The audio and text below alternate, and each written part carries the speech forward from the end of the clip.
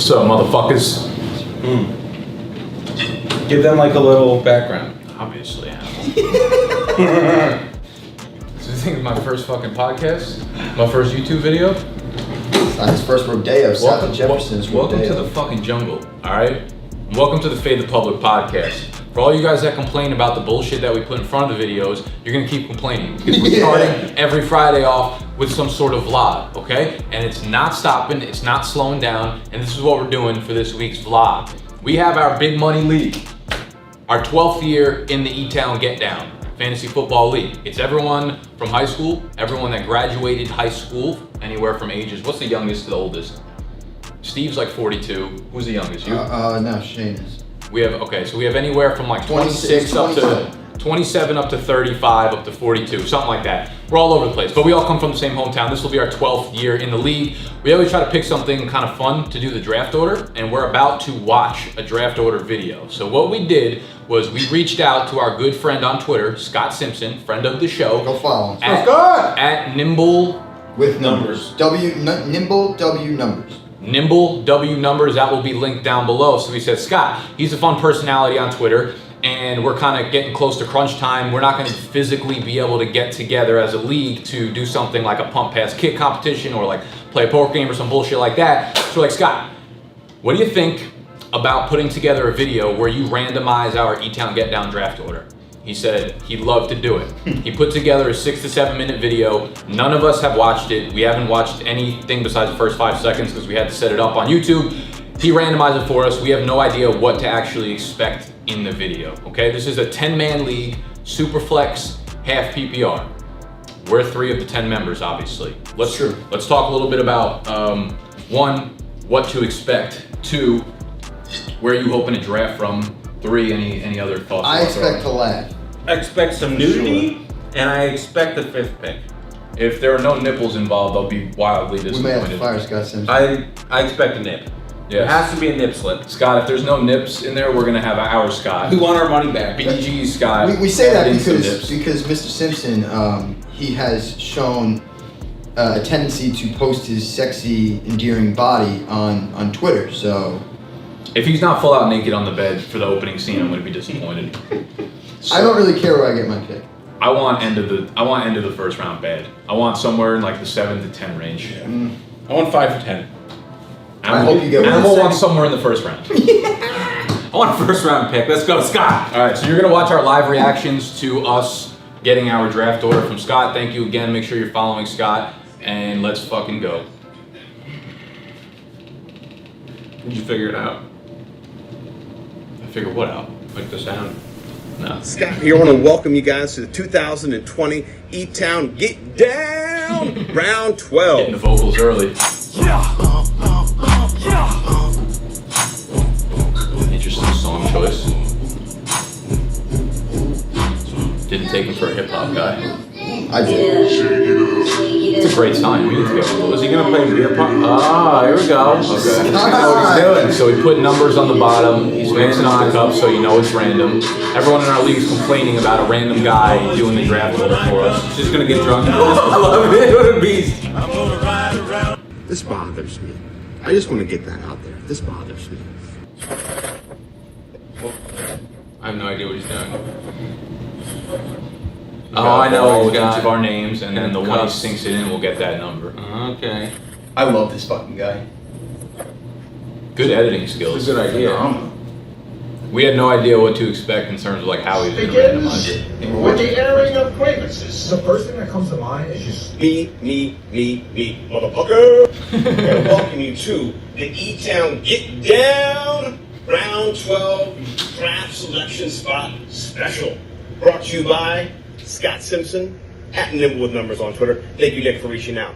Thank you to everybody for joining in. We got Nick, Snacks, Animal, George, Shane, Joe, Jason, Eric, Larry Lunch, and the champ, Stevie One Chain. Glad you got your chain back, brother. We got 10 balls, everyone's name on it. 10 cups with random numbers 1 through 10 taped on the bottom.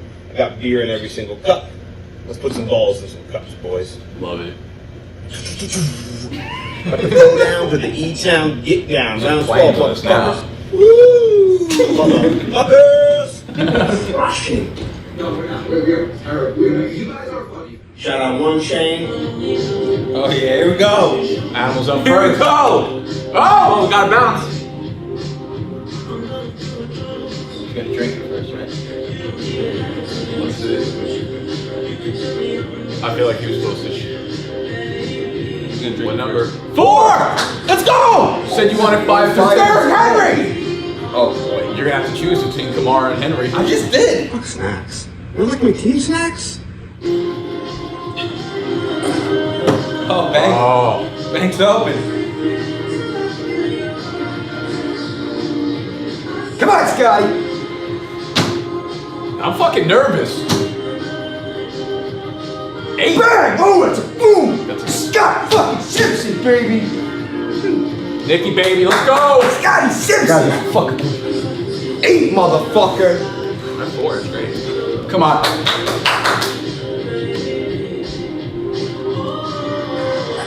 This is great. Give me a late round pick. Give me a late round pick. Let's fucking go. Confidence level 1 to 10?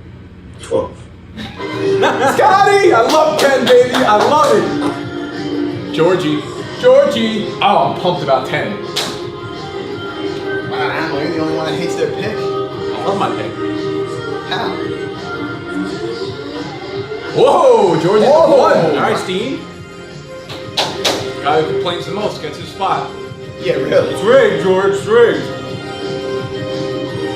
Did you want change? 1 change, defending champ. We know he's not getting C-Mac again.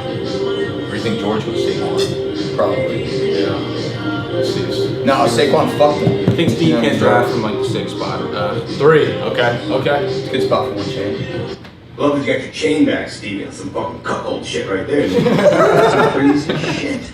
Cuckold! Scott should make his own vlogs, to be honest. Yeah, this is great. Start a new career for him. Joey. Whatever you do, you're gonna fuck it up. Don't matter. Carry on Johnson, round 2. 7. Oh, that's perfect. It's a gift. That's perfect. Carry on. Carry on, Joe. Carry on, buddy. Carry on this year, buddy. You call that a championship hangover? Larry's first pick. Larry Lund, Ever. first year in the league. He's gonna get 5. Pay himself. 9. Larry Lunch. Oh, we got that. I'm gonna fucking eat your lunch, son. You're just snipe you. He's just gonna watch all my fucking videos and take the guys I like like a ton. He's not gonna take mine. So. Who's this? Shane. Shane up? Number 2, Shane. Yeah. 2 spot. Oh, Shane will be in heaven if we can get McCaffrey. Jason. What do we have left? 5 and 6. Yeah, I think so. 7? Who's 7? Joe. Jason. Oh! Give Jason 6. 5 spot. Middle of the round. He's not gonna be happy. Sandwich action. I love that sweater. Yeah. The Coogee. You can drink anyway, I love. The only father in our league. He doesn't need to drink it. He It's still true. is. Eric gets a 6. All right, we got our draft order. I'm fucking happy. Yeah, I'm very excited right now. I'm happy. I got 2 years and 6 minutes. That's nothing. What's next? My guy right there. He's pretending to be good. The beast. Wow. Got on the top.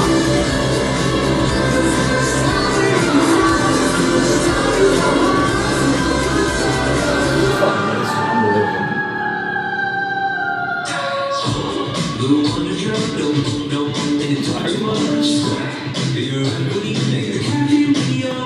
I'm real proud of Scott. Thank you, buddy. Unbelievable. This is so good. All right, real quick thoughts. So you have the 8, Yeah, I have very the pumped. 10, you have the Very 4. You're gonna get your guy. I don't know if I'm gonna get my guy, but I have like 13 guys I I'm gonna like. get mine. I don't even want to talk about. Can I say one? I'm gonna say this now. It's probably gonna bite me in the ass later. I wouldn't say it if I were you. This video. If it's about player specific. No. Say it. I'm very happy that I'm sandwiched between Joe and you. Joe, you, Larry, me. Love that And on shit. the way back, it's like Joe before me and Larry on the way back. I'm very happy though. Love that. Snacks is talking shit already. He's taking. Hey, listen, advantage one's of a competition. rookie, and one's came in last twice. So Listen, we've had strong rookie performances before. it's true. Shane O'Mac came in and swept I've the fucking league. I've been playing with fantasy football with Larry for about 10, 12 years now. So Yeah, I might need some notes. You got any film? I got 20,000 hours worth of film. I need some film on Larry Lunch. All right, well that's the E-Town Get Down draft order. Scott, you should probably start charging for those videos and have people reach out to you to make their league. Yeah, that was phenomenal. Like I the enjoyed whole that. thing. Great stuff, Scott. Thank you very much. Really, thank you. Yeah. I hated every bit of that. So make sure you're following Scott.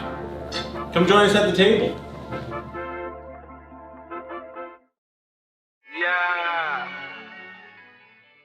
Pick 4. Derrick Henry.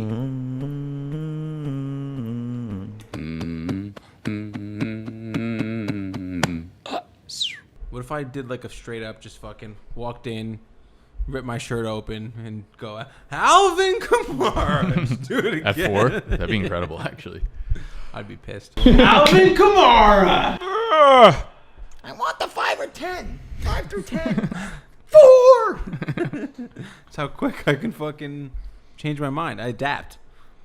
You can't do that. So non-confident you are. That's how much of an Everything animal. you say. That's how much of an animal I am. I can just adapt to whatever situation surrounding you put me in. Boom. We've actually No, already. you can't. You say you can't handle pressure. We've And you already think you can officially adapt? renamed you Kitten after running You're away done. from the lightning bolts Listen, last I'm night. working on a magic trick. Not even a magic. I'm working on a card trick. Been here. You've been working on this Hold for on, months. hold on. Let me rephrase that because it's not a trick. I'm working on a card thing that's going to prove that I'm not a kitten. I'm fucking indeed an animal. When are you You're gonna a have? kid. We need a timetable for this because you've been Can't. saying. It's really hard. I have to really practice. What's at the it. hard part about it? Like, there's something physically that you Yeah, can't physical, get down. physical. The pressure. No, Yeah. it's not the pressure at all. It's, The mental's gonna swallow you up. No, whole no, and because spit when he you tries out. to do it, the pressure's going to hit and he's going to fail. Yeah. No, it's just one of those things where in order to do it, I have to be able to do it like just on command, like kind of thing. So like, I'm not going to try and do it for you guys until I've perfected it. Does it have to do with losing weight? Is that why No. you're not eating McDoubles? No, nothing with that. It's I can't even reveal any of it, to be honest with you.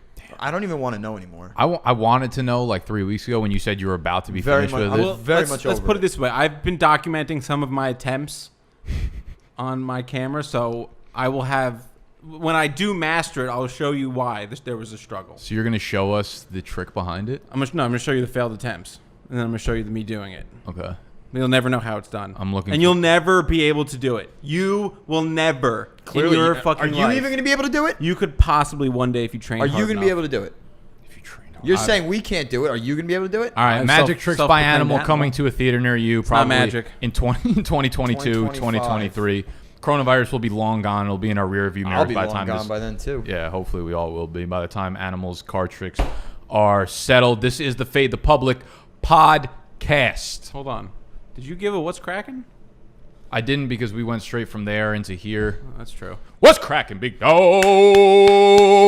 Welcome, Bike, to the headquarters. Welcome, Bike, to the Fade the Public podcast. My name is Nicholas. That is Animal, and that is Snacks. Make sure you're following those two on Twitter. If you do go follow them on Twitter, you will be automatically entered into the Big Dogs draft guide. Everything you need for your 2020 fantasy football season draft prep. Free giveaway. Go follow those two on Twitter. Free. Fucking all you have Free. to do is hit a follow button. In this fucking economy, you have a chance to get something free, and you're going to pass that up? You know the old adage, if it's free, it's me. I So know our followers are dumb, but this is something that is just too dumb not to do, okay? I know you two are dumb, so I'm going to continue doing the intro for this. Today's Show Guts. We got a new segment that we're going to call Off My Board. Off my fucking board. Off my board. We're going to talk about guys that we will not be drafting. Guys that if we are on the clock, they're sitting there. I don't care if their ADP is 31 spots ahead of everybody else on the board. Guess what?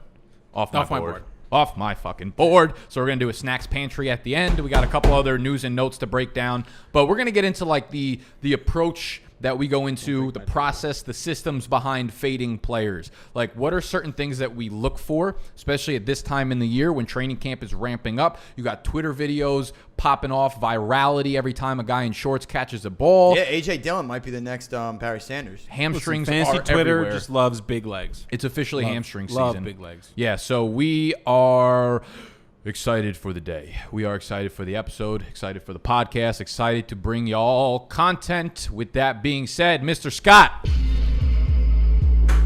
hit the intro.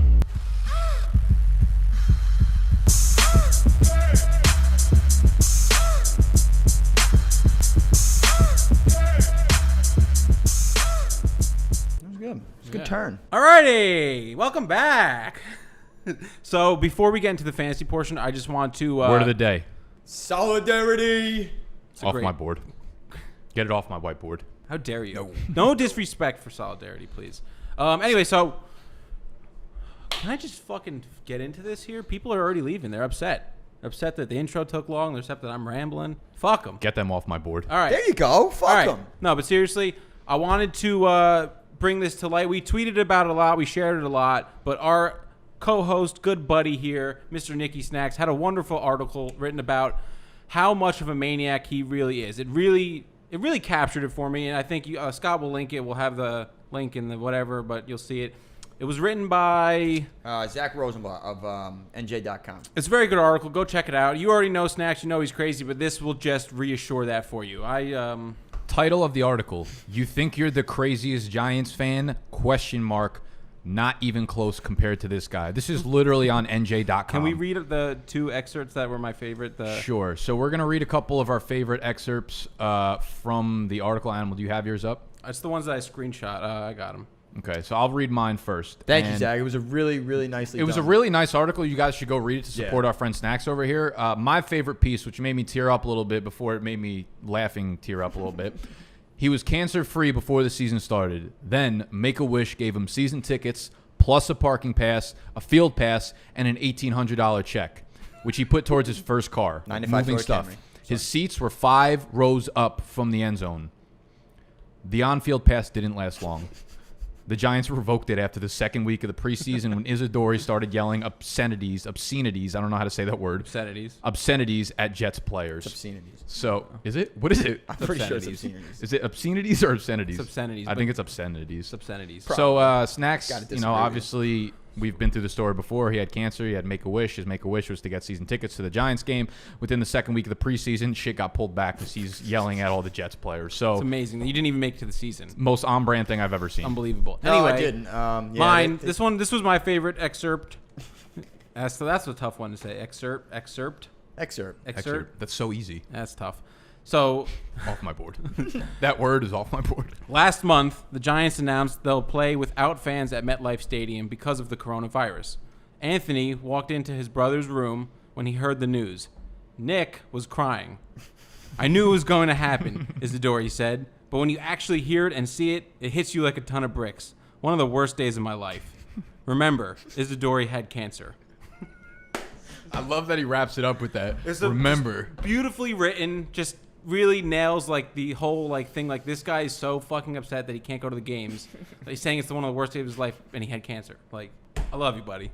They're on par. I love you guys too. And I mean, none of this is wrong. This is who I am. I don't see it changing anytime soon. It's probably taken 50 years off my life, which gives me about another 4. If I'm lucky.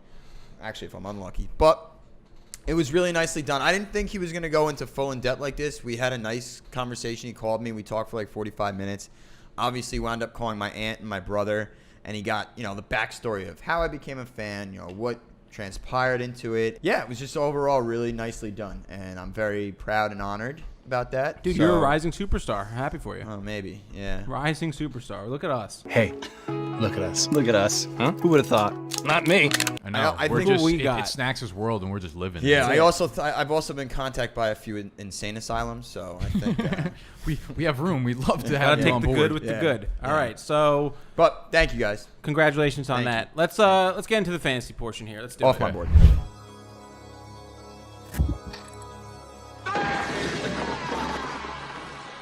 So when you're fading players in fantasy, there is a lot. That was grotesque. I was just looking. Yeah, you shouldn't have been looking. I was looking. This is you don't look at these players when you're on the board. Off my board. And that lady off the board. So there's strategy, there's reasons why we fade certain players. First and foremost, we're usually looking at situations. We're looking at, is the team going to be successful? Do we think this player is any good? But at this time of the year, when we're starting to get fed reports and rumors and injuries and all this shit, is especially important to take that into account, because these players have not been working out NFL style, NFL level, the intensity of these types of workouts for a while. So they get back on the field and their coaches are pushing them to run full speed, to do all these drills for 5, 6, 7, 19 hours a day. That leads to a lot of injuries. So my saying that I tend to go into the year with is, we don't find injuries in fantasy football because they are going to find you, okay? We don't draft players that are injured going into the year. I have a lot of people chirping in the comment section like, stop talking about AJ Green. He's not injury prone. Players aren't injury prone. I don't say players are injury prone, but we have timetables for injuries. So if they're returning before the timetable is there, we know they're going into the year at less than 100%. If you step on the NFL field at less than 100%, your likelihood of re-injuring something is much higher than everybody else. So you're not injury prone, but you're a lot more likely to injure something. And you're open to new injuries because now Compensation. there's compensation for what is already hurt. Yep, it's just, you're right. Especially this year, too. The most awkward football year ever. They didn't have any OTAs, nothing like that. No together training stuff. So this is... And you don't know what these guys were doing in the offseason, if they were training or they were sitting on their couch. Right, and now it's all coming out. It's all the guys who probably weren't training are the ones who are pulling their hammies. I tweeted out yesterday. I said, listen, I'm more nervous about my fantasy players pulling their fucking hamstrings at this point than I am COVID. And another note on that, like, I'm not getting cute saying I wish my fucking players had COVID. If they had COVID, then they're off the list. Now I want to draft them more. I think that's a ridiculous statement because we don't know what COVID does to the body over the long term. Maybe it brings your stamina down for the year. We don't know. So COVID, I'm not drafting or fading players based on what's happened COVID-wise in the summer. But we've had a lot of guys who are starting to pull their hamstrings. So any muscle strain in the preseason, it's not an auto fade, but we're very close to the season kickoff. So here's the thing for me. It only becomes an auto fade when it's the type of player is like a 4.40 speed guy who his whole game is relying on stretching the field, and he's got to run as fast as he can down the field. If he's got a hamstring injury, probably takes a hit on that. Off the board. Yeah. It's just one of those A things. minor hit. That's when it becomes an auto, like, nope, sorry. Honestly, once I hear the word hamstring, I'm... Hamstring pull, calf strain, any of those things are terrible. The reason being is because, like, you Any have lower those body, I'm already kind of... players want to push themselves, man. So whenever I hear the words like he should be ready for, this is what sucked about this summer is we didn't really have the full training camp. So you have all the reports all off season of guys coming off of serious injuries should be ready by training camp. Those are always like fucking fake news words, and then training camp rolls around and then the coach pivots and goes, should be ready by week 1. That's a huge concern. If we have guys we're 3 weeks, 4 weeks out from week 1 and we're getting reports that like he should be ready for week 1, we're not sure if he's ready for week 1, huge issue. How can you go into your draft confidently and say, wow, okay, boom. Yeah, like you want your player healthy at practice for like at least 1 full week before your fantasy draft pops up. For you I can't to be draft confident. a guy and be like, oh, well, he should be ready by the time I need him. Yeah. No. You only have to make that mistake like so many times in fantasy drafts. It almost always, listen, there are going to be guys who I recover. did it with Doug Baldwin a few years ago. I did it same year. I did it with Doug Baldwin. I remember I did it with Greg Olson. I remember the scene. It was in the middle of the E-Town Get Down draft, and I broke down, and I was like, all summer I said not to draft injured guys. Here I am. They fell to me at a value. It was like 3 rounds later than they should have been, and Because then they were injured. within like a week. They were You injured. learn Yeah. and you adapt. You adapt or you die. That's it. Adapt or die. So here I you don't- are. baby. Yeah, so guys like Deebo Samuel, where all the news is like he's probably not ready for week 1. First of all, foot injury. He's going on the pup. You're a wide receiver and it's a foot, I'm out. If it was his hand, I'd maybe even Upper though- body injuries, I'm fine Yeah, with. even for a wide receiver, a hand, Unless I'd it's like still shoulder. get behind it. Yeah. But foot, running, planting, routes. it's Well, everything. I haven't even thought about Debo. I'm assuming No. 100% he's going off my board. I didn't he's even put on him the on the pup. list. He's so off my board. So off the board. So off my board. I don't He's think not there's a even on this player off list. the board harder than he is. Okay, Yeah. so we Not for have me. we have the injury concern. So we're all on board with that. I really legitimately think the number one like advantage you could have over your league mates is putting context behind every injury. Because that is like the surefire way to let other people draft players that are injured. You fade those guys, you're going to have a leg up on the competition. That is like tip number 1. Understand the injuries, understand the timetables. We got a lot of good doctors within the space now that can give you these recovery timetables. Okay? Why are you raising your hand? Put your fucking hand down. Said doctors. Doctor said we need a backiotomy. So what are some other things you guys look for when you are fading players? All right, so for me, it's very well, it depends on the position, but for the running back position, it's the mysterious backfield, the crowded backfield. And for me, I'm talking about like a team like the 49ers where like you have 3 guys that could easily be the starting running back there. And they like to run the ball. They all might get a little bit of work, but is it enough for each of them? So let me ask you, do you fade the backfield knowing that they're going to put up a lot of rushing production, or do you just fade the most the highest priced player and you look for the alternative? So I'm definitely fading the top option. Yeah. And, so for example, I like to just use the 49ers because they are, the prime example of this. This year, out of the 3, I think I like Jerick McKinnon the most just because I can get him super late. And if he does end up getting reps and he's healthy, I think he will be serviceable in that offense. I don't hate that. Yeah, when it comes to running backs, a lot of the time, here's what I'll do. I'll look at situation first. And a lot of the time, people are like, why, we're not getting into specific players yet, but we will in a minute. But Le'Veon Bell. Last year, we all were in agreement that he was a terrible pick because He was off the board. Horrible offensive scheme, horrible offensive coach, horrible offensive line, bad offense. Guys, there's a difference between volume and valuable volume, okay? Touchdowns matter. Moving the ball down the field matters. So I'll look at volume has been a very, very sticking point for fantasy. But not all volume is created equal, people. Mm-hmm. If your team is not setting you up to have success, if the offense is not using a lot of time of possession, if they're not getting you on the goal line a lot, it's going to hurt the running back. So there are a lot of guys like the Le'Veon Bells, the Leonard Fournettes. My argument for them is not that they're not going to get the volume, but their team is going to be shitty. So I look back at the previous year and I say, okay, were they an efficient running back? Are they a good running back just stuck in a bad situation? Because maybe there's a little bit more of a ceiling than we're giving them credit for. But by most efficiency metrics, a lot of these running backs in shitty situations were also pretty shitty on their own right, at creating yards. And at that point, I'm not about to mix a shitty running back with a shitty situation in hopes of 290 in between the 20s tackles gets you to 8 points a game. And a lot of people last year kept saying to us, but the talent.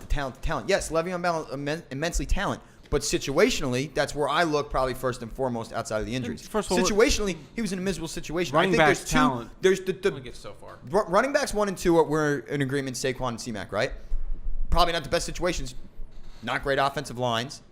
Okay, offense last year, coordinators and everything. Situationally, maybe not the best, but their talent supersedes everything. Mm-hmm. Le'Veon Bell, talent, but he didn't play the year before. Adam Gase, bad O-line, everything. Take it all into account, and then you can form your own conclusion. I've also been thinking a lot about bounce back players because there's going to be guys every year even the Jujus, the Odells, the running backs like the David Johnson stuff. My typical rule for bounce back players is obviously it's going to happen. There are going to be players who bounce back.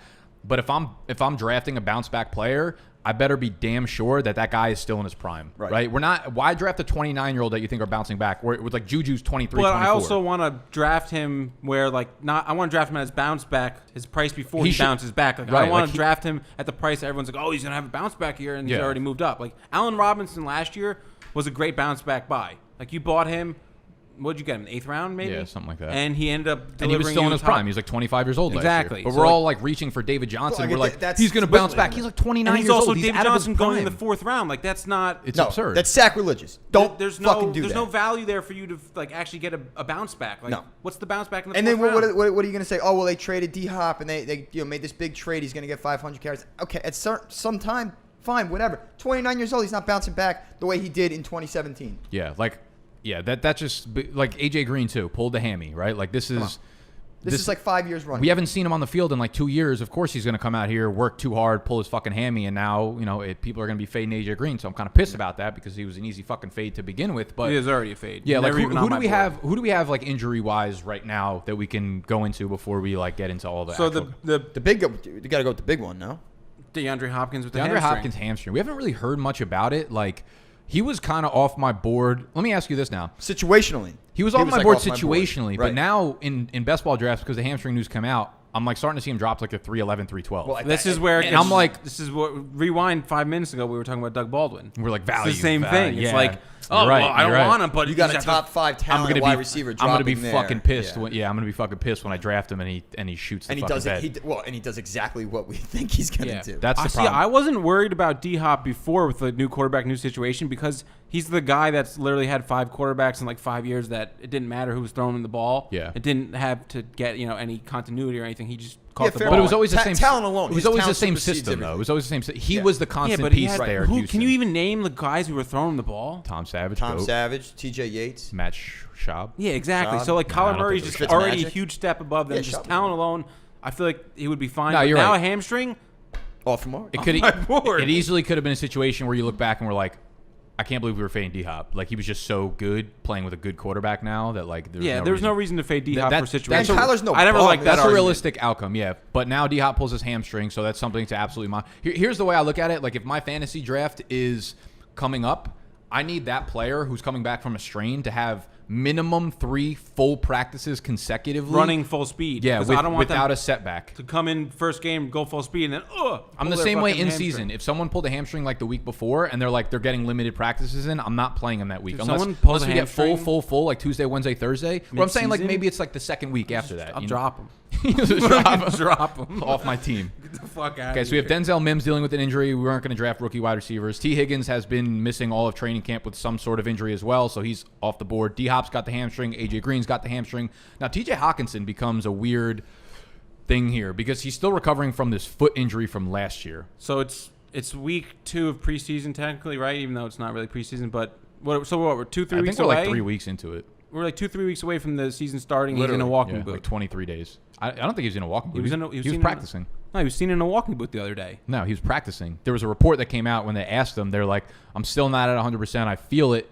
I think he said he feels like 90%. But even that, you're this close to the season and you're that far off the surgery that you're not feeling 100%. I hate that because Hawkinson was one of my favorite. That's a foot injury, though, right? Yeah. Leg, ankle. Anytime it's lower, like we said, lower body, if it's still not fully recovered, he's not feeling 100%, I'm out. I might still take Hawkinson. Nah, he's he off might my be. board. Well, he's going to keep dropping. He so might you're be gonna my. get a good price. He might be my second tight end. Yeah, he was someone. Of course. All right. So those are like our process. Anything else to add in there? Process system No, wise. injuries, the big thing. Situational. Injury situations. You know, Let me look at the guys here that I have. D-Hop and the whole trend with receivers, first year, new team. You saw Yeah. it like Odell last year. Good point. But there wasn't too much movement receiver wise. But that was one of the big things that I was on D-Hop about. Why I wasn't in love with him. But other than that, really, no. That's This one's like very the crux of it. nitpicky, but I would say, and it probably only kind of relates to like one guy here, but like guys who just kind of only performed at the end of the season, and it's just kind of that's Kenyon all Drake? you. Small sample size. Yeah. Yeah. But like it's a very fair specifically, point. like they wowed you at the end of the season. That's kind of all you remember. So like That's it's what just Derrick stuck. Henry did 2 years ago. The last like 4 or 5 Yeah. games. Oh, for sure. Yeah. But then Derrick Henry delivered. Now like the same I'm thing saying is though, you would have faded him because if you were going off that reason. well, no, I always believed in Derrick Henry, so. It's not He's bad. a different. I was the one who wrong was saying he was wrong person to one say of the that, most yeah. elusive What running about backs like in a the league. Kenyon Drake who excelled That's- in Arizona the better half of last year? That's All right. my point. What do you It's say his we time get into to- specific players? Why do not? it. You want to talk about some guys off our boards? I'm gonna list off like 5 or 6 tweeners here. All right, Animal, and you're gonna just tell me your thoughts on them real quickly. Maybe it's a guy you're targeting. Maybe it's a guy that you're just like, not too excited about. Maybe he's off your board. Are you ready? All right, Kenyon Drake, It's off my board. Le'Veon Bell, It's off my board. David Johnson, Off my board. Raheem Mostert, Off my board. Gronk. Is off my board. What about Tyler Higbee? Tyler Higbee is off my board. Damn. Okay. All right. So we got a lot of guys off the board here. Let's run down them quickly. Kenyon Drake, small sample size. Why are you not feeling him? He could get the workhorse touches there. It's more the fact that it's your pass heavy offense, small sample size, and Chase Edmonds breathing down Love his neck. Chase I Edmonds. think Chase Edmonds will eventually. Once he starts getting carries and touches, you'll see that he's talented, and Cliff Kingsbury will know it. And I he'll think get Drake. more time. I think Drake has talent, but like you said, the small sample size in that offense. like the last guy's been in year, the league for 5 years, where right? he's being drafted, I'm not taking him. But know he was you Adam know Gase. the other system process yeah. I have is if we get a late breakout, anyone age 26 or 27, if that's their breakout year, you look back and you say to yourself, did they play under Adam Gase? If the answer is yes, they're good to go. If the answer Stays is on the no, board. off my board. It's their own So fault. we look at legit. You got to look at Kenyon Drake, breakout at age 27. Ryan Tannehill, breakout at age 27. Devontae Parker, breakout at age. It's fucking ridiculous, actually, when you think Adam about Gase it. is I'm allowed to say this. He's a cancer. I was about to say it. You I'm said allowed it to first, say it. so I'm going to echo what he said. Retweet. He's a cancer. He's a cancer, man, and everywhere he goes, turns to shit. You said this on our way in yesterday. I feel bad for Sam Darnold. I personally don't because he's a Jet, not a Giant. But I do. I feel bad for Sam. He's I got think no one to throw to. no one to throw to. A They like miserable didn't they offensive bring in like system. Vincent Smith, who's a nobody, and then he has like a core muscle Yeah, Rashad surgery. Perriman. I mean, he's Like I'm saying, they solid. bring in like a nobody for him. Like, hey, we got you, someone, even though he Yeah. sucks. And then he's like, I got a core injury. So like now he's out. Like they didn't even bring anyone in. You didn't bring anyone. They in. drafted Mims in the second round. Gets hurt. hurt. Yeah, so Darnold's situation is going to be shitty. But Kenyon Drake, yeah, I mean, He's a guy I can't make my mind up about. He's probably the last guy in like that second tier of running backs that I'd be okay drafting because his ceiling is so fucking high in that offense. But I also think he has the lowest floor. I feel yes, and that's what I was gonna say. I don't know if I could feel confident ADP myself thing for me. drafting him. He's going way too early for where I would want to take him. Like, I would rather take a guy that I know is going to have a much higher ceiling. Well, you're gonna have to choose between him and like Austin Eckler. I would definitely take Eckler over Drake. Interesting. Okay. So yeah, Kenyon Drake. Eckler's They like went a lot hanging more off the run board. heavy once Drake got over there, though. They pulled back on the passing. They did just lose one of their offensive linemen, though. But with Cliff's offensive scheme, like it just kind of Like, he's going to get pass catching work. he's going to get a lot of pass catching work, even if he gets 15 carries. Hey, like, and if D Hop is struggling with the hamstring this whole time, maybe he's yeah, getting more volume. Who I knows? think Kenyon Drake's ceiling really is like top 5 to 6 fantasy running backs. I just don't know if I want to Where that draft floor him. is. I'm just too worried about the sporadic like games where it's like here's a 40-point game and here's a 6-point game. Yeah, I also don't think like Kenyon Drake is that phenomenal of a running back, but the system could kind of overlook all that. So he's going to be an interesting one for sure. He's not a guy I'm like completely fading, but he's off Animal's board. Someone off my board, we already discussed, Le'Veon Bell. Listen, again, like if Le'Veon Bell was in like the Melvin Gordon situation, a veteran where you're like, okay, he's probably past his prime, but still a really good situation, I'm fine with Lev Bell there. But this is literally the same setup as last year. Like, nothing really even improved. Adam Gase is there. The offense is still going to be shit. And everyone's like, oh, the offensive line. Do you guys know this They got guy? one lineman. Well, All two. five. No, they got their entire. I would say two bigger names. Their though. entire Mike starting McGovern lineup and- is new this year on the O-line. That's five brand new that's starters. bad. Which is terrible. The There's talent is an upgrade. They but might not have continuity till next year. Yeah. It's just not Madden where you just plug and play the ratings here, Right. guys. This is like real life. So that offensive line is going to struggle again. Like, they'll catch a bunch of passes. They've been talking nonstop about how Frank Gore is literally there to spell some of Le'Veon Bell's That's work. a big thing we missed. Offensive line is something I'd really look at. Like, Yeah. that's a huge thing for me. That's huge And like for running backs. returning offensive linemen. Like I love the Saints offensive line, the Ravens Outside of, like- offensive line outside because of, like, they two lost players. like For one me, piece. that plays more into guys like Josh Jacobs. Josh Jacobs. If Oakland's offensive line was ranked like 22nd or 23rd, like he depends so heavily on them opening Well, I up feel holes like for are him. Jacobs and Drake close in ADP? Yeah, very Oh, close. yeah. Yeah. So like for me, it's not even close. Like No, it's- Jacobs is miles ahead of Drake for me. What about Miles? Miles Sanders, Sanders. he's hanging off. Great my board. offensive Drake line. or Sanders? Oh, Sanders. You Wow. love him. You love Sanders. I don't like Drake. But you love Sanders. I hate Sanders. The He's a problem with pretty good Sanders, Sanders is artist. starting to go way too early. I don't like Miles Sanders in Dynasty. I just don't like him. He's not the guy. Way too early. No, not early enough. But see, like Because the the people offen- like you, he's going like I the think 110. the offensive line is. I agree with that, but I think that's a little step below my tier because a guy like Chris Carson has a miserable offensive line, but I know he's going to get 1,100 yards. But that's the true. situation because they're just a run. They're first. run-heavy team. Yeah. No, I It's a understand. situation. He also gets like 27 carries a game. But anyways, Literally. yeah, Le'Veon Bell, horrible situation. Also, fucking hate David Johnson. And What's there to like about Is David Johnson on any of our boards? can't be. Good. Can't be. People love David Johnson. We'll cancel his My show. thing is just like he's good at one thing, and it's catching the ball. He's in a place that doesn't throw to the running backs. He's in a place that does what he does worst, running the ball up the middle. Bill O'Brien literally fucking licks his fingers on 1st and 10, second and 10. Speaking of cancers, Yeah, knowing that he could shove David Johnson straight up the ass with his butt chin of the offensive lineman. So David Johnson, I just imagine, sure, he might get like 220 carries, but he's going to average like 3.9 he's like a yards volume per guy. carry. He's That- going to that's be why I running like him. into He's the a back volume of his guy. lineman. That's Yeah. what he's going to be doing. gonna be that ugly. V word, that miserable fucking V word, volume. That's why people like him. Volume. Sucks. Volume Off the does board. not equal valuable Off the board. volume. So, yeah, I just hate everything about David Johnson this year. Raheem Mostert. So this one is the Off my kind of board. it's this is like a mix of all of them. You got the fact that you have a crowded backfield, and then you have the small sample size because he didn't come on to really like end of the season kind of thing. And then there's the fact that he's what 28. So like Yeah, you wouldn't have thought that, right? well He's yeah, fucking old. He's an undrafted guy. There's no draft capital, even though Yeah. we're years in, it doesn't matter anymore. It's just you got Tevin Coleman, you got Jerick McKinnon, who I feel like Kyle Shanahan just like wants him to play. He wants him to work. He's like, I fucking paid you. Most you of haven't like done didn't. shit. The only reason he blew up last year, he like wasn't supposed to be in the spots that he was. No. It was just like games. Tevin Coleman started, got 15 carries, and then he got hurt, and then Mostert went in. And like I know he proved well when he did go in. Like he was super explosive, had a couple of big games, but they weren't supposed to be those big games. And I don't think like he's ever shown the propensity to continue to feel like Mostert's just not a guy set up to carry. A load for a full year. Yeah, he's not expected to be that guy. I don't think he can. Well, you just know that they're going to rotate the Right. backs. That whole what's- backfield is a week crowded one. mess. Week one, they're going to come out. Tevin Coleman's going to be the starter. I'm sure. Mostert's going to get fucking 7 carries. Probably. And then it's going to be an issue for everyone that drafted And him. then in the the next fifth week round. he'll get like 15. Yeah. And then the next week he'll get 3 carries, 4 yeah. I And can't then wait. Jerick McKinnon's going to come in. And then, like, it's just... I can't wait till Kareem Hunt's at 49er. I just don't want anything to do with it. Yeah, I'm out of that back. It's such a good backfield. I just... Schematically, like Kyle It's crazy, Shanahan. and I don't want a piece of it. I'm fine with Tevin Coleman if he could. He's starting to move up like all the way into Yeah, the but fucking the problem 7th is round now. going way too early But if he now. was like 10th or 11th round, I would be all in on fading Mostert for Coleman. What about Gronk? You have him on this list. He's off my board.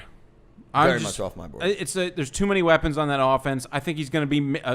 Everyone forgets that Gronk is like one of the best blocking tight ends. Like, yeah, because he can receive and catch and make great plays, but he's an excellent blocker. And He's an excellent football Arians is a very smart football mind. He knows that. I Yeah, think and you're he going worries to see. like taking the year off. I'm just sorry Russ. when you have OJ Howard, like who's a very athletic young player. Like, why are you going to have Gronk running the routes? Because and OJ not- Howard sucks. I don't think OJ Howard sucks. I hate him. I don't think OJ Howard. I don't sucks. think they brought him in to block. I think he's gonna do a lot of blocking. I think he's gonna. He's too definitely, fucking skinny.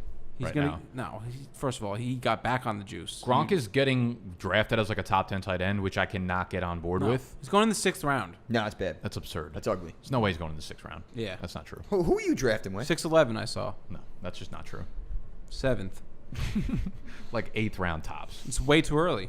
It's still too early. If he's going in like the tight end 12 to 15 range, he'll be my tight end too. But otherwise, I'm off him. I'm also off on Higbee, as you brought up before. Like, I'm good on going off a 4-game sample size, 4 or 5 game sample size. That's part of not for me against some of the worst defenses against tight ends. So yeah. out on Higbee, off my board. A lot of the production he had last year too came when Gerald Everett was hurt. He wasn't playing in those games where Tyler Higbee became. I know, he the was one blocking. There. It was all like 12. No, he was hurt. Like he was off the field. Oh, but Everett. yeah, but like when Everett. No, I'm saying when Everett was the starter, Higbee was blocking. Right, and that's why we saw 4 years of him not really doing anything. And now he breaks out, and they reward him. Yeah, we've got this And small. Wasn't there something where like McVay switched to 12 personnel or whatever? The whole like, second half of the year, they went very heavy on 12 because their offensive line stunk. block. So So their offensive line stunk, but also did it have anything to do with maybe the teams that they were playing against just couldn't really defend? Maybe. 12 personnel. Like, think it was just and they McVay's a good coach and was they hey. needed an extra blocker, and that's why we saw Cooper Kupp's numbers dip down second half. Robert Woods started getting explosion numbers. But like, do they continue to go 12 personnel? I mean, I think felt it's like it kind of based on the worked. team they're playing. I think McVay's a smart coach, and he knows certain teams will struggle against 12 personnel. Well, some if they, won't. if Great they hair, continue too. to do Great that, hair. then that means Higbee could be a buy, not necessarily a fade if he's on the field for. That's the problem. It was like him and Everett. When they were in 11 personnel, which is what they swept the league with for the first couple of years. When McVay came in, it was 3 wide receivers, 1 tight end. Right. Last year they switched to 12 personnel, so Higbee and Everett or Higbee and whoever the third string was were on the field all the time. Yeah. So if they're going to continue to play 12, right? If we're buying into the Woods narrative of them playing 12 personnel, could be a buy for Higbee. I'm not taking Higbee completely off my board. I think he's just his ADP's gotten to. Well, the ADP's gotten a little aggressive. Like, there's guys that you can draft behind him that you know are going to be the starting tight end for their team. Yeah, that's the question. Like if that's another thing for you got me. a tight end in a fucking timeshare, you got a problem. Like the tight end's already one of those positions where it's like it's tough to get a guy that's going to give you some good production. Now you're getting a guy that's going to be splitting reps. Nah, fuck that off my board. You know who's going to be splitting reps? Todd Gurley. I don't know how it's going to happen, but I can guarantee you this. It's your boy. No, it's not my fucking boy. Don't say that again. Todd Gurley. I put out a video like ripping him the other day, and then like the next day the report came out of like Todd Gurley seemed limping significantly at practice or something. Arthritis, baby. Yeah, and everyone. Yeah, it's almost as if we knew he has a problem with his fucking knee. The team signed him to a 1-year, $5 million deal. That tells you about all you need to know for a 25-year-old running back. Yeah, That any plan for him long term, they would have given him something more valuable. And this offensive line, people want to act like it's a fucking godsend that he moved over from the Rams to the Falcons. Like, we're not that good of an offensive line. I got fucking news for you. You want to talk about, like, people, here's my problem. People are like, oh, he's going to have the Devonta Freeman role. Who the fuck was excited about having Devonta Freeman on their team last year? Besides Animal. What? That's really it. Why are you just making that up? That's slander. So it is slander. From the practice reports I've heard, Gurley's limping. I like Brian Hill. Quadri Allison's taking goal line work. Ito Smith is going to get past. I promise you, by the end of the year, Todd Gurley's not going to have. Where is he going to get enough work? He's not going to get a lot of valuable volume. I like Brian Hill. I haven't. He might not even be able to stay on the field. So yeah, there's just too many don't problems. Put him on your. He's board, going please. early as shit. He's going like mid third round. Yeah. Like at the 3.6, 3.7. I saw him at the 3.3. Yeah, it's really. Yeah, I think I've seen him up that high too in some best ball drafts. And Gurley's just. That's aggressive. Too aggressive. Just please just listen to me when I say. Fade Yeah, no, Todd I Gurley in the was third. a Gurley believer last year, and he semi-delivered. He was okay. You know, it could have been a lot worse. It wasn't really good point Yeah. per game wise, but it was more. You know, end of season he finished. You look at you. Yeah, Oh, okay. scored some touchdowns. Yeah. But this 13 year, rushing touchdowns. Like he's not doing that. yeah, now. exactly. That's the thing. This That's year, the only thing that you held got him up. Julio, Calvin Ridley, Hayden Hurst, who hopefully Matt Ryan throws him the ball. You got Matt Ryan and the Falcons. Todd Gurley isn't going to be the guy. He's not a 15 touchdown guy. Not happening. Those days are long behind. This is going to be one my giant fuckfest of a board. committee, and Dirk Cutter is just like the single worst mind when it comes to having a productive rushing offense. So I'm just off on Todd Gurley. I'm also off on like James Conner. He's going the same spot. He's going the same spot-ish. Like I just don't want to deal with. I don't know. I'm a big fan of. I don't have like a good reason to fade Connor other than the fact that he just can't stay on the field. Well, it's not even that. It's more for me is like just I feel like that whole team is Ben. Like Ben is the heartbeat of They're the like team. an underrated team. Just take a huge step back. And I just don't fucking Thoughts trust or- Ben staying. Like Ben's off my board. Love that. Ben is off my board because like the guy he's gonna be in a walking boot by week 6. It is a. I feel like that's when he's at his best, though. No, because he Very doesn't true. play, or he's At gonna least have his a best, fucking a practice super clips come out. arm cast on or something. She's gonna be in some type of a medical contraption. I don't hate Connor as much and as you do. when it he seems. does, the whole team suffers. Yeah, he's just not a guy I'm taking. No, he's not a guy I feel Where he's confident going. in. He's again like a mid-third round pick, and I'm just like, unless he falls. Him like, or if I'm deciding between him and Gurley, though, I'm going Connor. I'm I'm going going Connor easily also. Connor. Yeah, I'm going Connor easy because they've shown the propensity also to use a workhorse running back, so that range of outcomes is there. But I also think like they're gonna scale back his passing workload. I think they're gonna scale back. I'm a McFarland believer. I love McFarland too. I would rather draft McFarland in the last round than fucking Same. I think I would probably do that as well. than James Conner in the third. I would just take the chance that maybe McFarland gets the role like week 6 or some shit, week 7, 8, and that's it. I can't take a third round pick on James Conner. Yeah. And No, it's too expensive. what about Jonathan Taylor? Can you take a third round pick on him? No, I'll tell you who I won't. But not in the third. the guys behind DeAndre Swift and Jonathan Taylor, Carryon and Marlon Mack, are going to give you absolutely no. Nothing. Well, value Marlon this Mack year. is the week 1 starter. If you didn't hear, Okay. Well, enjoy 8 carries in week 1. Like, who gives a shit? But here's the thing. They have no ceiling. Neither of those guys have a ceiling. And their floors are fucking in the bottom level of this apartment. He's in a big knee brace. It seems like that's how he Oh, practices. yeah. it. I saw that. he's not ready. He's another shot, one. man. He's just like He's one of shot. those guys not 100% yet should be ready. So like, And that's Swift, another guy who's had some injury concerns in the past, and now that's not a very healthy. There's just sight to no see. path to a ceiling in those backfields for either No. of those guys specifically. For No. Swift and Taylor, there are very high ceilings. For those guys, I mean, they've shown what they can do as the ones there, and it's not much. If there was another back in the Indy backfield other than Jonathan Taylor, who's just so immensely talented, I wouldn't. Mack would be a great 10th round pick. He would be great, but Jonathan Taylor's just so good, and that talent alone is going to play out way before you get anything from Mack. So off my board. So you don't both. think Odell's talent is going to play out? No. I think Odell sucks. I think his best days are long behind him. we were talking about this on the car ride in. So the bounce back, he's not in his prime anymore? No. The thing with Odell is, first of all, I don't think he has the passion and the heart for the game. I just think he's a super talented athlete who plays football. And I don't think he loves the game as much as like a lot of the other players because you can just kind of hear it in his voice. He's a guy who's been banged up. He just had hernia surgery. I think they brought in Stefanski, who's they're going to run the ball 400 times a game. Yeah, he's just more interested in being like a celebrity than a football player. If he's not taking slants to the house, I just don't see it. And I think he's lost a step. I'm getting a little bit higher on Odell only Moron. because idiot.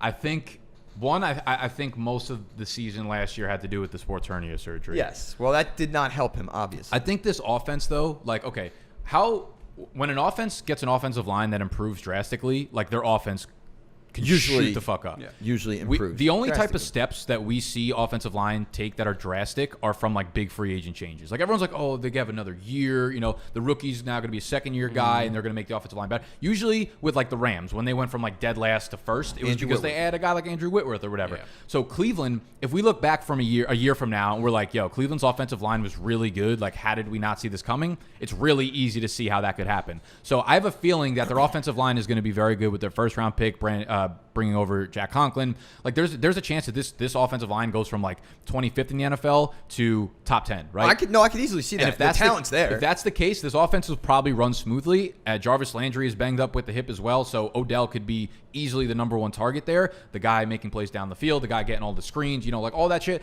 I think I'm a little higher on Odell than I was earlier in the summer. I think this offense just has a very realistic chance to take a big step Very up. high upside offense for sure. But for me, Odell, off my board, out of my life. forever. Yeah, saying no, he's off my board too. It's just the fact that like, what have you done for me lately, kind of thing. Like they left a bad taste in my mouth like the past 2 years. It's really just like he seems to have like those couple of big games, and then everything else is like a 6.2 point. You know, it's just like I don't need that shit from a guy that you're drafting in the 4th round. Yeah. Right? Where's he going? 4th?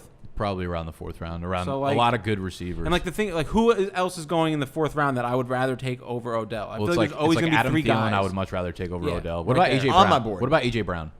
Or Odell. Yeah, I'd probably take AJ Brown. I would take AJ too. that's tough. But- Even though, like you I know like what? Odell He's- for like Odell's gonna get like 40 Well, more that's- targets. exactly, Yes, that's but the like I thing. think AJ Brown just younger, better. stronger, gonna Yeah. fucking make more plays. This is where that rule comes in for me. It's like if you're waiting on a bounce back, like you better make damn sure that guy's in his prime. Yeah. The problem is Odell's still- the problem is I have no fucking idea if Odell's still in his prime. Well, I mean, was he 27? yeah, 28? he's not old he yet. should be in his prime, but we Right. don't know. Yeah. the Yes. guy's been He's injured been for untrustworthy 3 on the years. field. Correct. Yeah. So Spooky. no, Spooky animal. no Dell, No Dell. no Dell. I'm in on Parker. You guys don't like Parker. Here's my thing. I don't hate Parker. It I all just hinges. It have all your hinges rule. on Preston Williams coming back from the ACL midway through the year. If Preston Williams is on the field, which all reports are saying that it's not looking good for him, I just saw him the other day I was catching a gonna ball say, in the end I zone. saw Parker's a going to few- eat again. They're saying they don't know if he's going to be ready for week 1. That's Oh, I thought crazy. he I saw a few videos. He looked He was pretty like good. making a nice catch in the end zone the shorts? other day. Yeah, yeah, of but course, like running shorts, routes. But it's not like he was on the sideline. I don't know. Everything I've heard is they're still kind of uneasy about him being 100%. And Fitz They're probably just being smart about it. Fitz is the quarterback, right? He's going in week 1, quarterback. That's why I don't like it. Okay, well, that's one of the reasons why I would like Devontae Parker. Yeah. The rapport they had last year. I think Fitz I is would be going a to come little in bit and worried if suck. they named 2 of the He's starters. going to suck. This is what he does. I This know. is I Ryan get it. Fitzpatrick Once the MO. offense actually has to zone in on him, The then cycle, everything the cool is cycle of taken Ryan away. Fitzpatrick's when he's not literally the- like this for 20 years. Yeah, I get it. no, just but like- for what? What's he going? 6th, 7th? The 6th round. Yeah. Nah. There's just I could take him. I could take him at the back, like where we have the draft order. If I'm at like 6'12", 6'10", 7'1", 6, That's fine. 6'10", That's a 7'1" fine for spot. E-Town. I would take Parker. Like I would take him there. I would I'm not going to take him at like the 4. Luckily, I won't have to make that decision. I won't take him 4'10", 5'1". well, but here's how you don't make that decision. Take him the fuck off your board. Just Fucker. off my board. Yeah, so they have Preston a good Williams. point. You're right, back fielding punts at practice. That is fucking dumb. That's how he tore his ACL last year. So they're putting him back there. Yeah, why not? It's like 8 months removed That's from like the ACL when a guy tear. fumbles, you get him right back on the field. Just I in hate case. that. I hate Gotta- that. I hate that. So Short depending- memory, right? Depending on Williams' status, I will or won't buy into Devontae Parker. I will not You- buy into. Hold on, are you not like worried at all about like a quarterback change mid-year No. for like the receiver? I feel like that's a huge issue. There's literally no one else to catch balls on that field. That's true. It's guess. just not going to like happen. Isaiah Ford and Yeah, that's what we're going to do right now. What we're going to fucking do. Mark Ingram, not on my board. Not on my board either. Not on my board. Don't hate Mark Ingram, though. The guy had 200 carries last year. That's like less than 14 a game, and now you bring in J.K. Dobbins. Caught 26 balls, 200 carries, and now you bring in J.K. Dobbins. Like that number is That receiving work is never going to be there. that number's only going down. Like Ingram again, might be lucky if he catches 5 balls. I just don't want to draft a guy in the 5th round that has no ceiling. Yeah. and you. I got it's no like I hate to ceilings. say, it, and I know you hate Scott, this you know what to fucking do.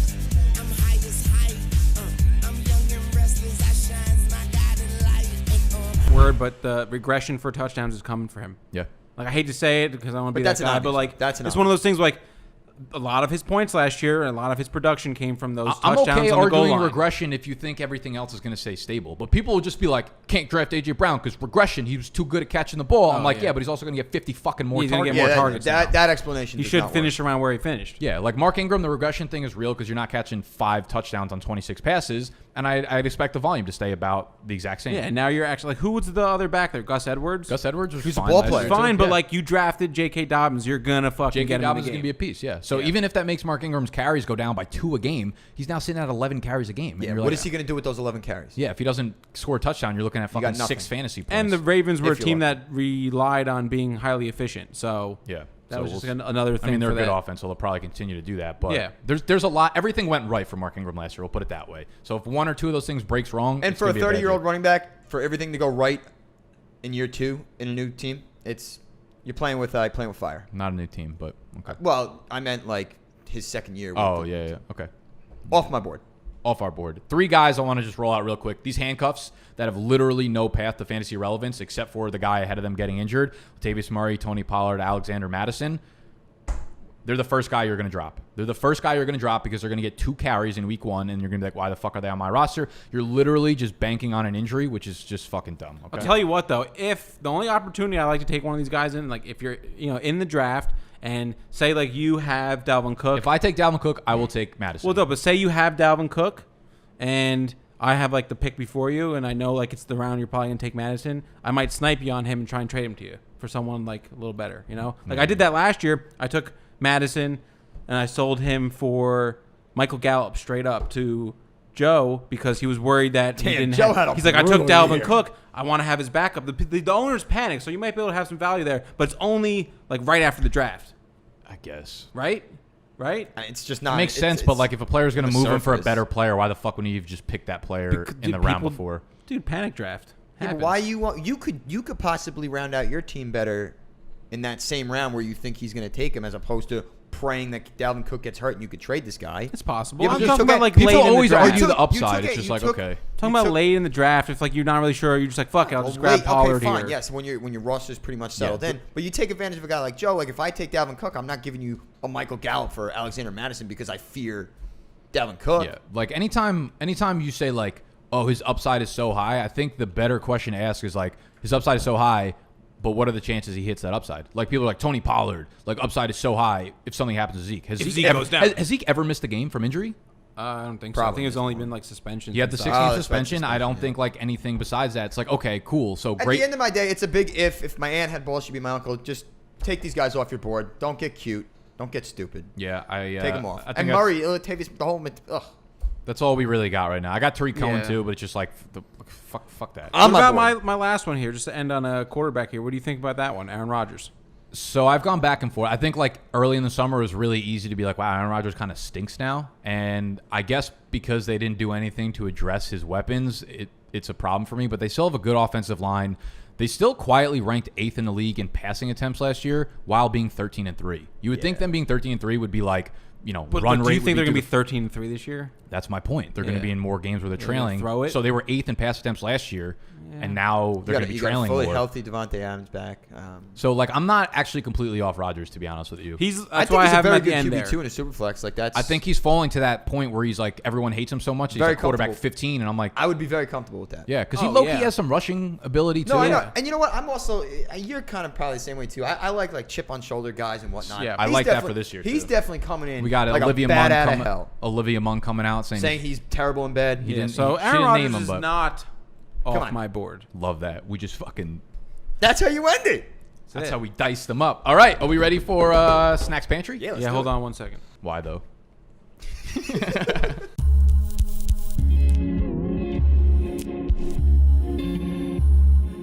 Snacks Pantry. What is this? The 4th one? Sponsored by Icelandic water, straight from Iceland. And weed. I was gonna say and weed. All right, so I think this is the 4th installment, maybe 5th. Either way, it's the 3rd. Yeah. I think it's the 4th. I think it's the 4th. We had the quarterbacks, the best days, and the biggest positional bust. That was the first one. Nice try, doofus. Smoke more weed, animal. Seriously, smoke more weed. So what we're gonna do is today we're gonna get away from the sports a little bit, and we're gonna do best high school themed movies. Oh shit! So movies that were based in high school, based around high school, and I will give you the hint right now: they're all comedies. Okay. It's gonna be tough. It is gonna be tough. That's why I asked you if you wanted me to pick the other one. Give you the option. You didn't tell me what either were. I got 3 of the 5 already. You do, huh? Easily. All right. So why don't we start it off, Mr. Ercolano? Well, I mean, one of them. Dazed and Confused. Dazed and Confused. That comes in at number 2. Dazed and Confused, number 2. Matthew McConaughey's best role ever as an actor. You know what I love about high school girls? I get older. They stay the same age. Just a phenomenal movie all the way around. You ever heard the story about how he got that role? No. That was his first role ever. That what? It was his first role ever as an actor. And it was his best one too. So. He was like at a bar. I went out to the Hyatt, the top of the Hyatt one night. He was at a bar. I think he moved to L.A. and he was with his friend. I knew the bartender. He goes, "Hey, there's the guy down the end of the bar, as a producer." And his friend was like, "Yo, that's like a casting person in LA. You should go over and talk to him." So Matt McConaughey went over to talk to the guy at the bar. I went down and introduced myself. Did not talk at all about movies. We didn't talk about anything but golf, and girls and booze. Anyway. And before you know it, the guy was like, I have like a small role in this movie if you want to try out for it. And he goes, well, you might be right for this part. I said, there's this little part. I remember even going like this to you. I said, there's this little part called Waterson. And then you said, you ever done any acting? So he came in, this was his first role, came in, like crushed the rehearsal or whatever, and they put him into Dazed and Confused, and that was his role. And, like, and look where he is now. The rest is fucking history. That's unbelievable. That's a good story. I didn't know about that. Yeah, it's probably more nuanced to it, and I told it fucking terribly. Definitely like a cool, like he like went over there and was like, all right. Yeah, there's something more to it. You got the synopsis of it. Yeah. That's what we needed. Dazed and Confused, number 2, a phenomenal high school comedy. That's where I found my walk. What walk? You know that walk. It ain't chin forward, it ain't hard forward. This is forward. Okay, Friday Night Lights. No. Oh wait, you said comedies. Sorry, I'm high. Like 5 times. I can't do. Would they make you instantly high, Animal? That's what happened. You just want to guess all 5? Is like that alcohol. Yeah. Friday Night Lights, great high school movie, but no, it's not a comedy. I know. It's off my board. Breakfast Club. The Breakfast Club. See, I thought about the Breakfast Club. Unbelievable. I look at the Breakfast Club more as Such a fraud list. well, when you read the rest of the comedies on it. Friday Night Lights, no Breakfast Club. Okay. Are you this fucking? Can you tell him not to smoke pot in the set anymore? I waited till the fun. I part love of the show. Breakfast Club. I do, and actually, I crossed it out. But it Farce. wasn't as funny. All right, I got as you. these other movies. I got you. You know what I Ready? mean? I just thought overall best. Well, I thought said it was in there. comedy. Yeah. I got you. I It's a got comedy. you. I got you. Ready? If I did best, that would be right there. It'd be Hope number this two. isn't out Super of your- bad. That was. I mean.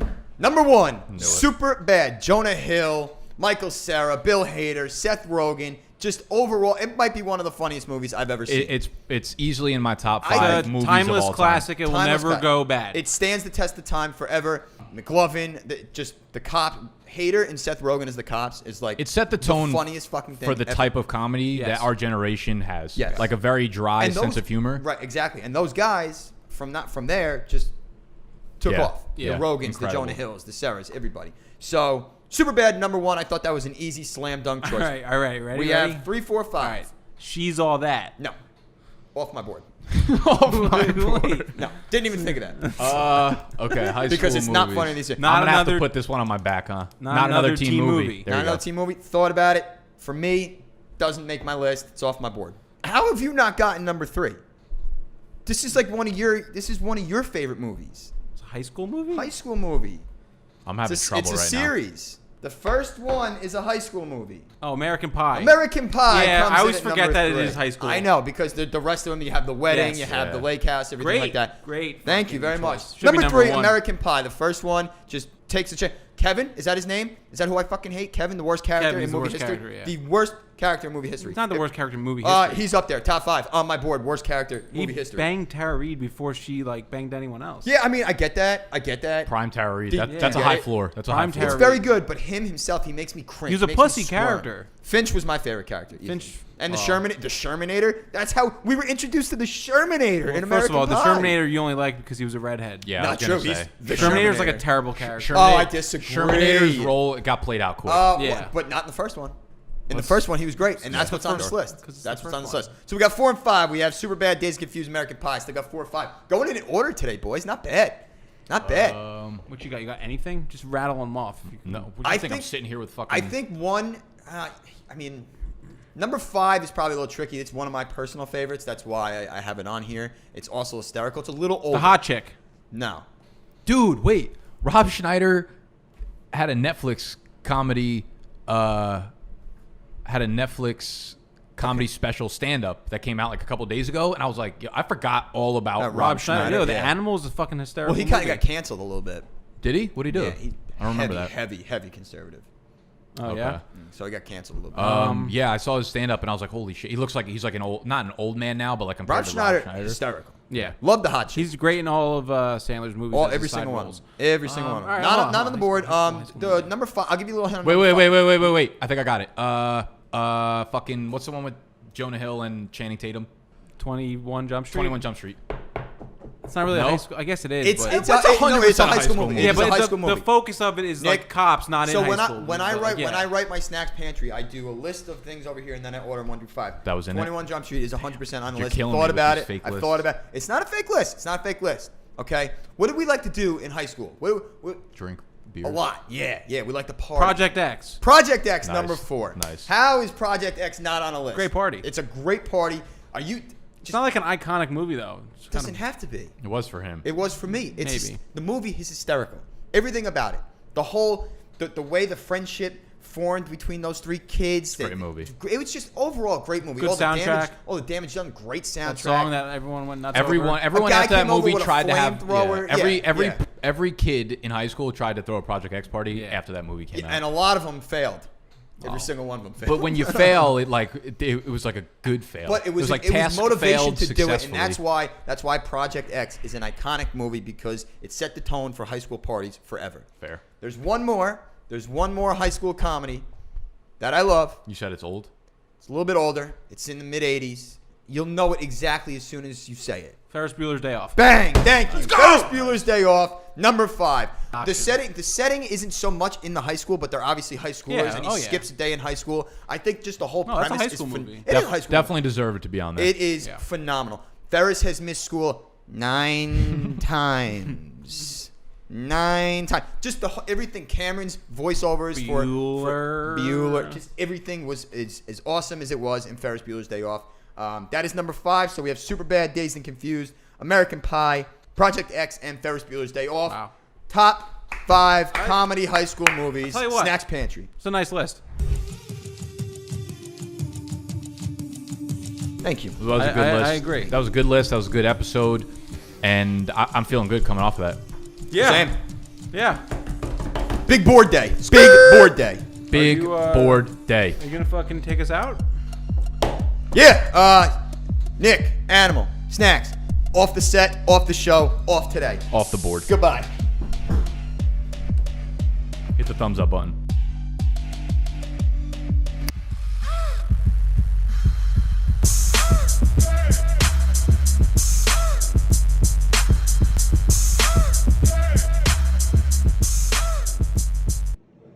So we walk in and we see like some creep outside. You know what this looks like in in Little Nicky, when the bird's out, when the guy's on the tree, he's like, a bird. Who is this? This is a big bird who wants to see the rest of Mommy. Oh. Oh my God, Scotty. Is that a man up our tree? No, tell her it's a bird. It's just a big bird.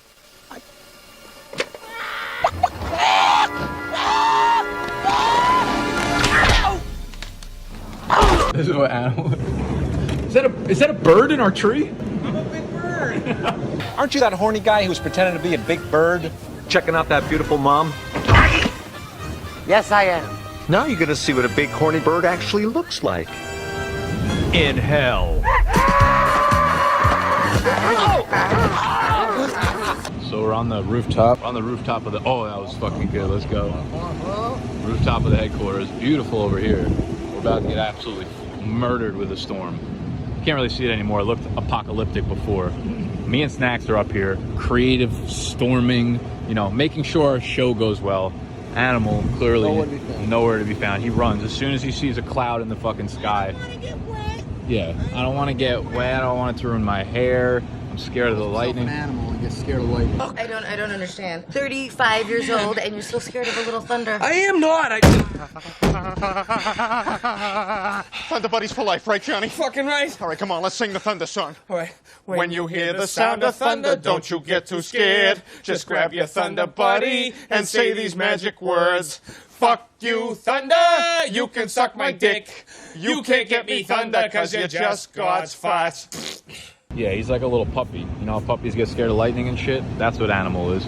No longer an animal, we call him the kitten. We're about to watch this storm. Hopefully we get some more bolts, and hopefully we get hit by one of them.